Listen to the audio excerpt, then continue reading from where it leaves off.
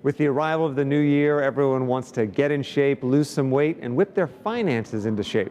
So where should you put your money in 2016? I'm Jack Otter, editor of BARRON'S.com. I'm here with Kathy Roeser, a financial advisor for Morgan Stanley based out of Chicago. We're at the Breakers for this Barron's Top Women Advisor Conference. Tell me, just in general, what are the first things you worry about when putting together an asset allocation for a client? The first prevalent issue for clients is really thinking about how much risk they can tolerate. We're coming off of some very wonderful years, especially in the United States, and I think people with the new year have to look at how much risk they can tolerate in their asset allocation strategy. We are going into the 8th year of a bull market. These things can't go forever. Precisely.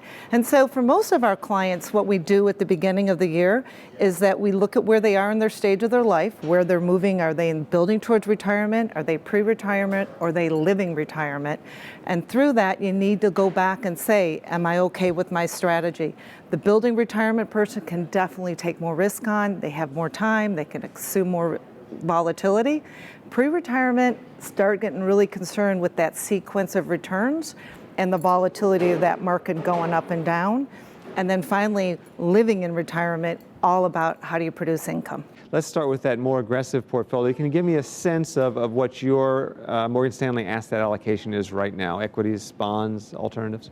Our view going forward is that we are overweighting equities, we're underweighting bonds, and cash is cash today.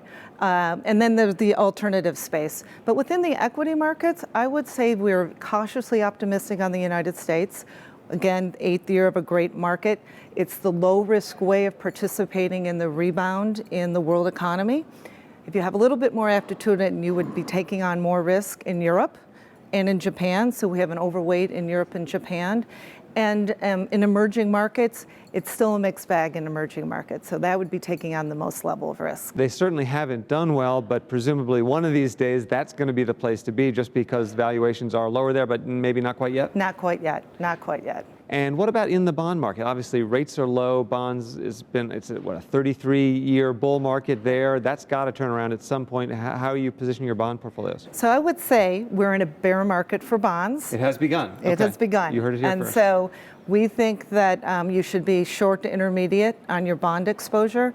We would be in tax-frees if you're in the right tax bracket to warrant bonds. that, municipal bonds, and investment-grade bonds. And then we're underweighting the emerging markets. I'd be very cautious there, as well as the international markets. Now, one more question. For people who are in that distribution drawdown phase, obviously income is key. They're trying to replace the income because they're not working anymore, so they're using their portfolio to do it. So where do you get income in that low-rate world? It's a challenge, and I've been doing this for almost 30 years, and I've never before had this issue of how do you produce that income.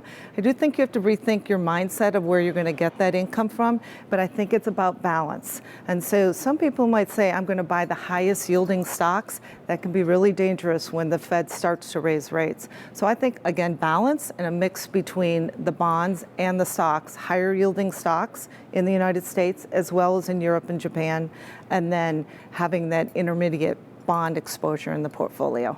Thanks very much. Thank you, Jack.